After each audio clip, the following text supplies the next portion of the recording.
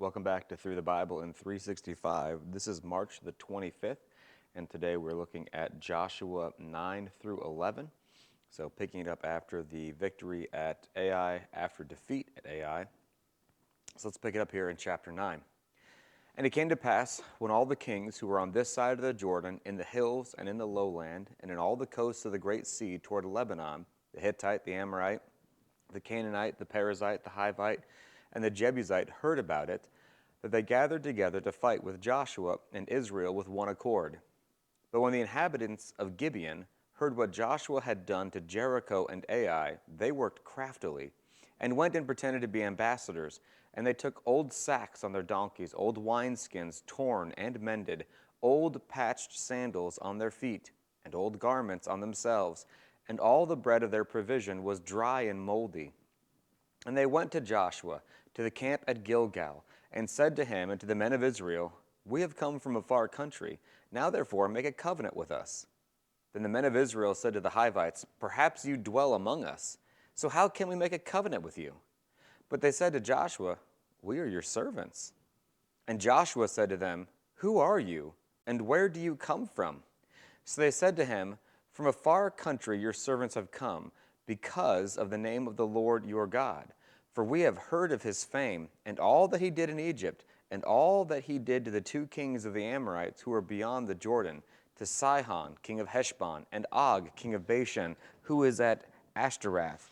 Therefore our elders and all the inhabitants of our country spoke to us, saying, Take provisions with you for the journey, and go to meet them, and say to them, We are your servants.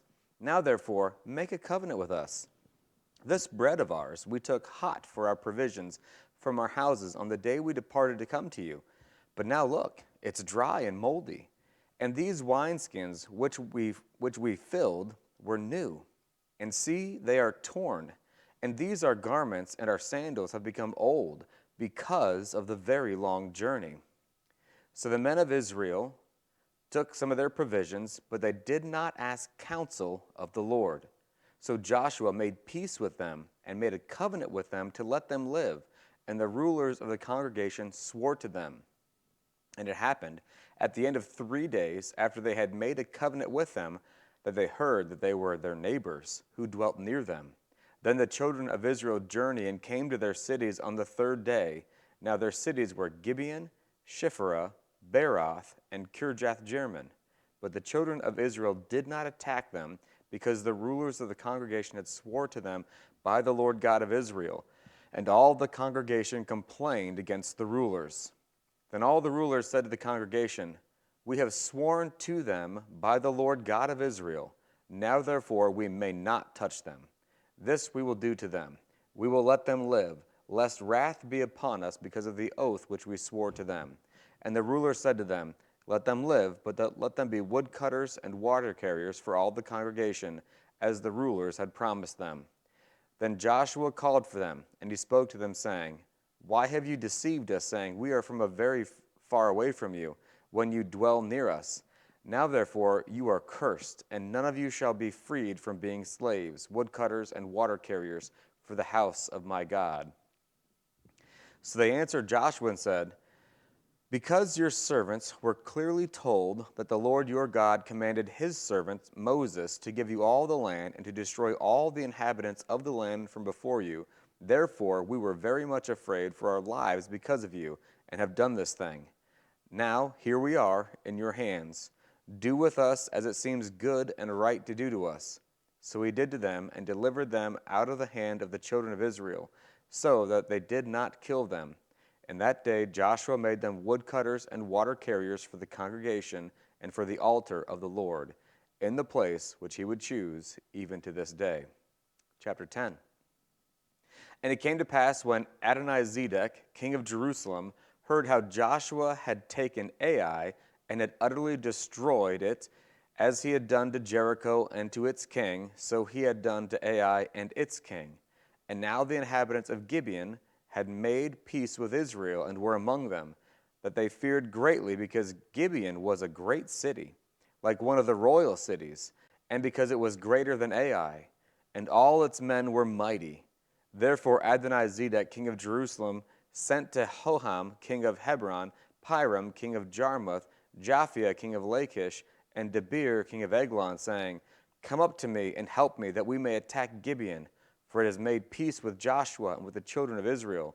Therefore the 5 kings of the Amorites, the king of Jerusalem, the king of Hebron, the king of Jarmuth, the king of Lachish, and the king of Eglon gathered together and went up, they and all their armies, and camped before Gilgal, and made war against it. And the men of Gibeon sent to Joshua at the camp at Gilgal, saying, Do not forsake your servants. Come up to us quickly, save us, and help us, for all the kings of the Amorites who dwell on the mountains have gathered together against us. So Joshua ascended from Gilgal, he and all the people of war with him, and all the mighty men of valor. And the Lord said to Joshua, Do not fear them, for I have delivered them into your hand. Not a man of them shall stand before you.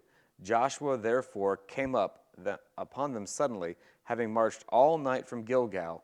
So the Lord routed them before Israel, and killed them with a great slaughter at Gibeon, chased them along the road that goes to Beth Horon, and struck them down as far as Azekah and Makkedah.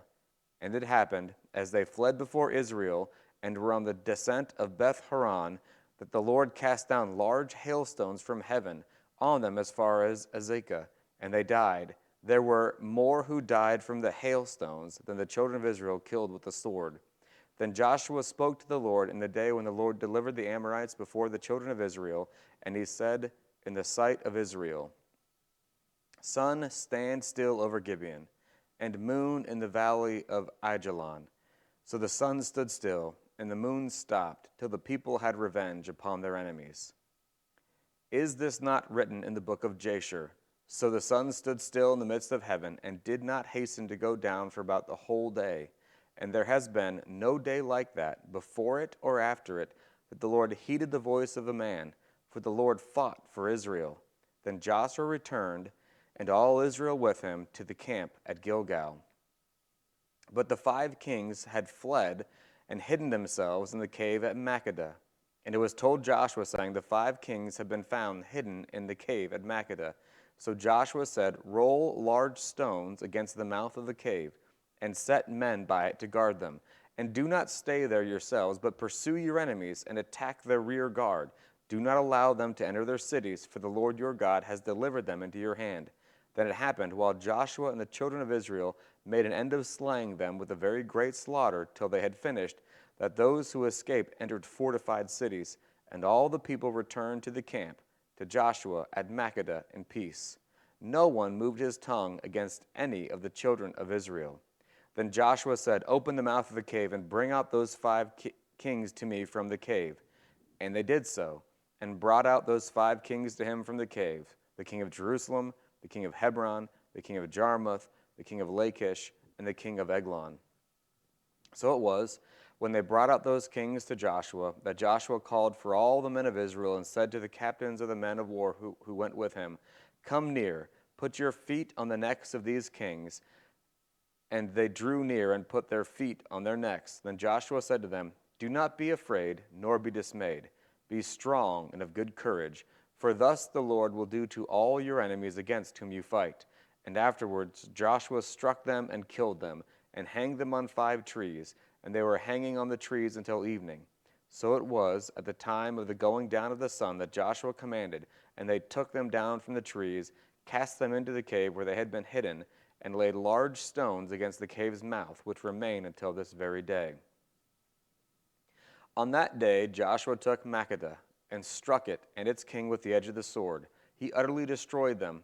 All of the people who were in it, he let none remain. He also did to the king of Makkedah as he had done to the king of Jericho. Then Joshua passed from Makkedah, and all Israel with him, to Libnah, and they fought against Libnah. And the Lord also delivered it and its king into the hands of Israel. He struck it and all the people who were in it with the edge of the sword. He let none remain in it, but did to its king as he had done to the king of Jericho. Then Joshua passed from Libnah, and all Israel with him, to Lachish, and they camped against it, and fought against it.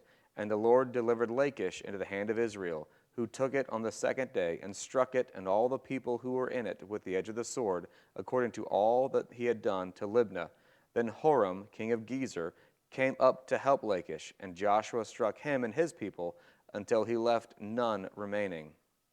From Lachish, Joshua passed to Eglon, and all Israel with him, and they encamped against it and fought against it. They took it on that day and struck it with the edge of the sword.